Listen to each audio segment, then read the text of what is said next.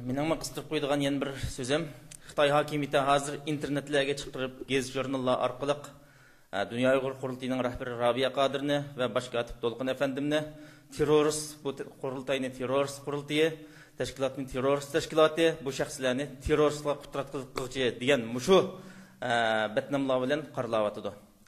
Əməliyyatda Dolqun Efendimlər bəlkім tug'ilgan yoki tug'ilmagan chaqlarda bundaq terroristlarni Xitoy hokimiyati tarafi o'zi o'ynagan. 60-yildan 70-yilgachilik aralıqda madaniyat inqilobi deb atalgan chiroyli ismni qo'yib olib, bizning vatanimiz Sharqiy Turkistonda terrorist harakatni olib borgan.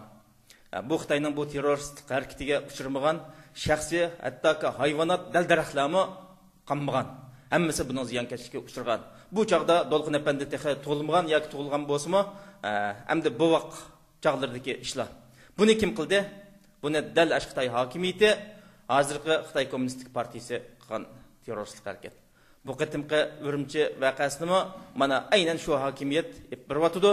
Dünya Uyghur Qurultayiningki elib borgan programma tinchlik bilan masalalarni vatan ichida qilayotgan Xitoyning zulmini tinchlik bilan vatan sirtidagi anglatish, bundaq terroristlik hareketini qo'zg'ash emas.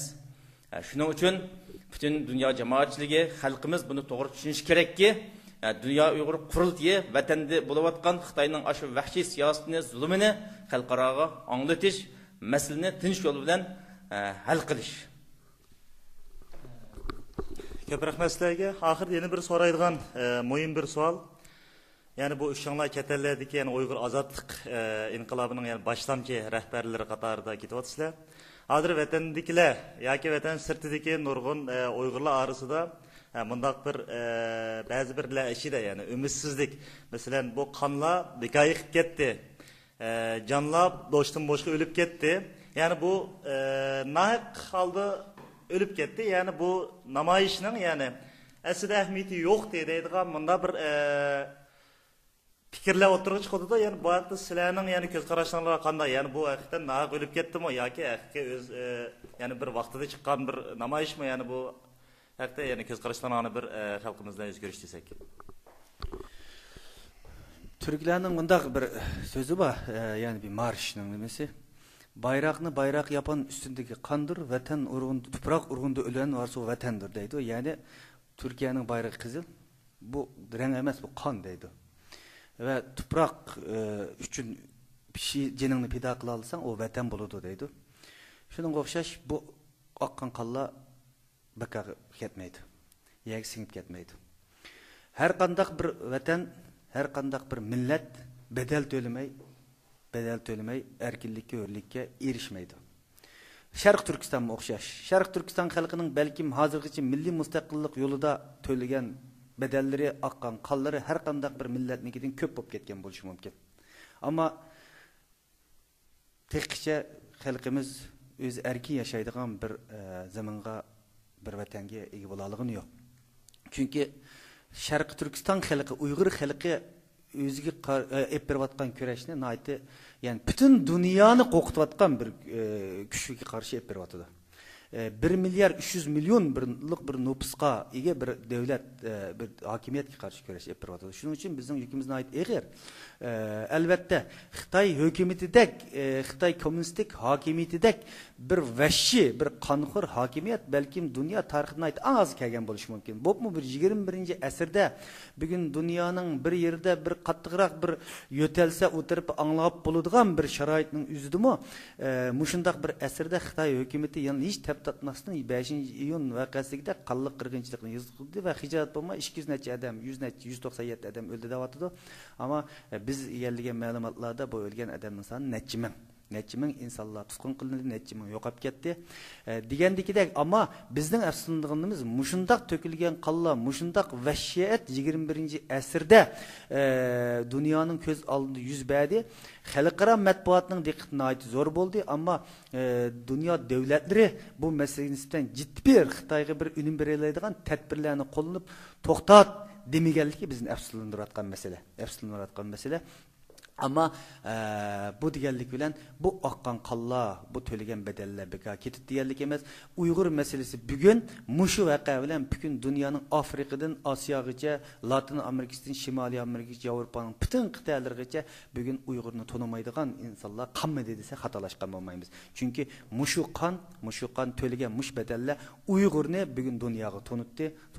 Elbette buningdan bizning kutadiganimiz xalqimizning umidi buning bilan lam dunyo tunishlanlam bo'ldi bu to'lagan bedeller bunun yetmeydi asli. Ama degenimizdeki bunun için yanı tirişimiz gerek.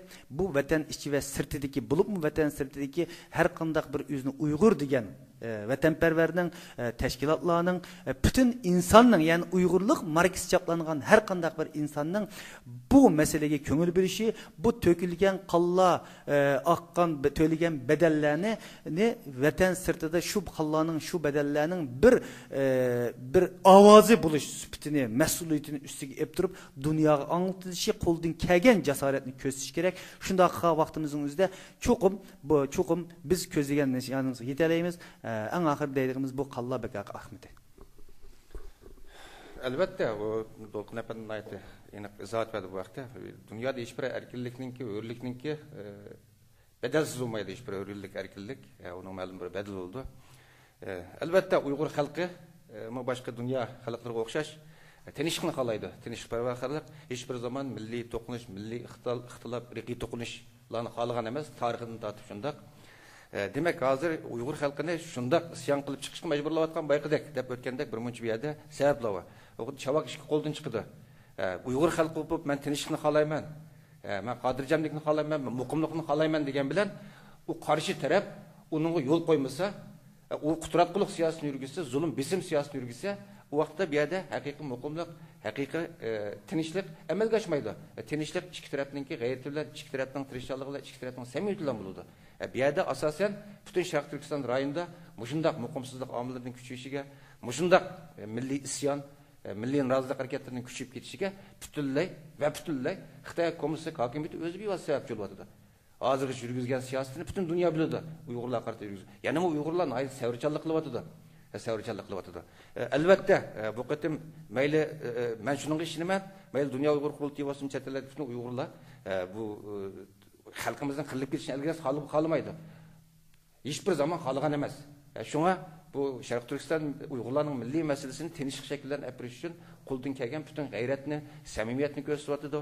Shavga vaqasi bo'lgandan keyin guldirlab bo'lib xalqimizni quturatgani yo'q dunyo Uyg'ur qurultiyi nihoyat yaxshi bayonotni e'lon qilib, nihoyat yaxshi o'zining konkret haqli talablarini o'tirib qo'ydi. Parvo qilmadi Xitoy hukumatı. Toki 7-ayning 5-kuni qadar oxiri xalqimizningki savritishib, ko'chaga chiqishga majbur bo'ldi.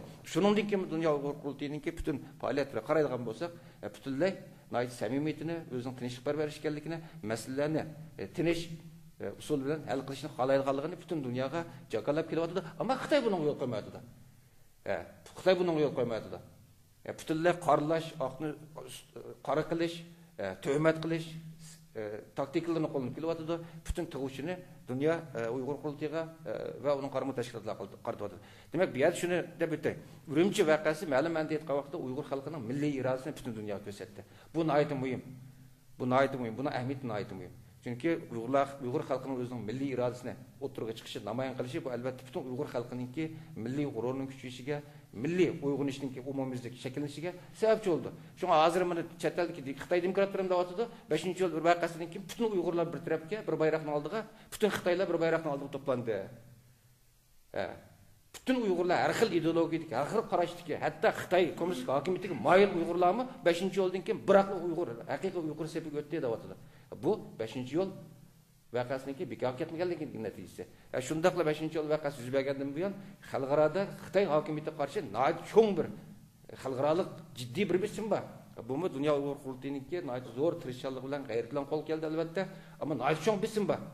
Albatta hozir xalqaradagi iqtisodiy krizis, Afg'oniston masalasi, Iroq masalasi, hozir xalqaradagi ba'zi jiddiy masalalar tufaylidan bir mezgil xalqaro jamoatchilikniki, xalqarodagi asosiy kuchlarniki diqqat e'tibor boshqa nuqtaga burilib ketib bordi. Xitoy kommunistik hokimiyati buni fursat bilib turib, o'zining xolig'inicha ayadagi siyosiy qonxo'rlik siyosatini davomli yurgizib oldi, 6 yigitimizni shahid qildi. Ammo dunyo jamoatchiligi buni unutib qolmaydi. Ammo bir kuni dunyo jamoatchiligi, xalqaro jamoatchilik Xitoyningki 5-yo'ldan buyon Uyg'ur xalqiga yurgizayotgan bu qirg'inchilik siyosatniki hisobini amon bir kun so'raydi. Bu hargiz yadi qolmaydi.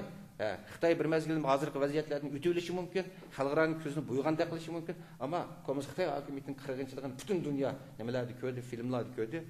Buni hech bir zaman Xitoy hokimiyati bu yerga jinoiy qilmishdan hech bir zaman yushirolmaydi. Men shunga hayron qilyapman. Xitoy hokimiyati deydi, butun dunyo Uyg'ur qurultiyi tushgatdi. Dunyo Uyg'ur qurultiyining nimasidan unda bo'ldi. Bunda bo'ldi, chet eldagi milliy bo'lginchilarni quturishdan u bo'ldi, bu bo'ldi. Demak, Xitoy hokimiyati bu yerda dunyo Uyg'ur qurultiyida vatan ichidagi xalqimizning xalqarodagi birdan-bir vakillik organi ekanligini vositlik, mushundaq qiliq nimalar orqali e'tirof qilishga majbur bo'ladi. E'tirof qildi degan gap. E'tirof qilmagan bo'lsa, bu darajada hujum qilmaydi. Sen u vaqtda sen buni Uyg'ur xalqining chet eldagi birdan-bir vakillik organi deb e'tirof qilgan ekansa, agar samimiy bo'lsang, kel dunyo Uyg'ur qurultiyiniki vakillari bilan, Uyg'ur xalqining haqiqiy vakillari bilan erkaklarcha o'tirib so'zlash masalani hal qil. Ammo sen hozirgacha 49-yildan hozirgacha qoralash, tuhmat qilish siyosatni yurgizib kelyapsan. Sening maqsading masalani hal qilish emas. Agar masalani hal qilish niyating bo'lgan bo'lsa, kelib dunyo Uyg'ur qurultiyiniki nima vakillari bilan, Uyg'urlarning haqiqiy vakillari bilan kelib milliy masalani dialog orqali tinchlik shakldan hal qiladi. Zaten bizning chet elga tashkilotlarimizmi buni talab qilyapti, buni taklif qilyapti hozirgacha. Ammo Xitoy hukumatı qochqan taraf Uyg'ur xalqi emas, Xitoy hukumatı taraf qechyapti hozirgacha. Dialogdan, tinchlik tarafdan, suhbatdan Xitoy hukumatı qechyapti. Shunga men o'ylayman, bu yerda bunu xalqimiz shuni to'g'ri tushunib ketish kerak. Bu yerda hech bir zaman dunyo Uyg'ur qurultiyi bo'lsin, chet elga Uyg'ur tashkilotlari masalani murakkablashtirish, masala chiqarish, ziddiyatni ham keskinlashtirish tarafdori bo'lmadi hech bir zaman. Buningdan keyin bo'lmaydi. Menimcha bu menimcha o'zimning shaxsiy hozirgacha umum kuzatishimmi, bu hech bir zaman bizning milliy harakatimizningki bir yetakchi ideyasiyamiz bo'lib qolgan emas. Biz chet eldagi milliy harakatimizning asosiy maqsadimi yana Uyg'ur xalqining taqdir masalasini tinch shakl bilan xalqaro qonun qoida prinsiplarga tayangan asosda xalqaro dunyo jamoatchiligining eslashiga asosida hal qilish tarafdori bo'lib faoliyat qilib kelyapti hozirgacha.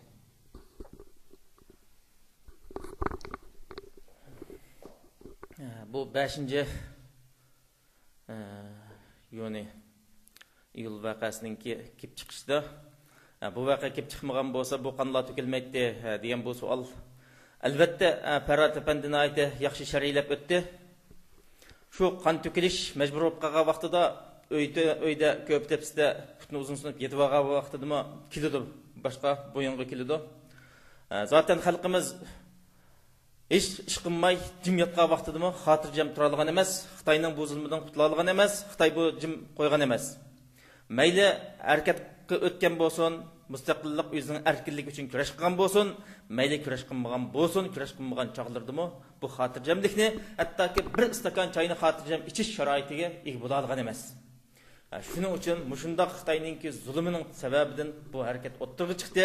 Bu qon bekorga to'kilmadi.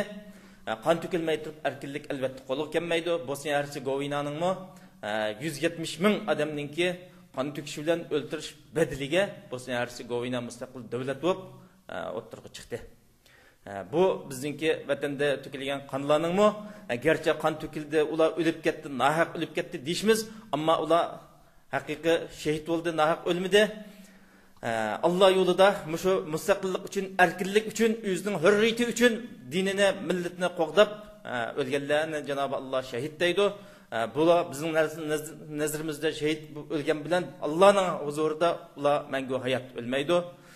Janob Alloh shu shahidlarimizningki tökкен qonlarining badliga qandaqki Bosniya Hersegovinaga mustaqillik ato qilgandek, mushu to'kilgan qon bizning Sharqiy Turkistonningki biz bir mustaqillik bo'lishimizningki asosi bo'lib qolsa ajab emas.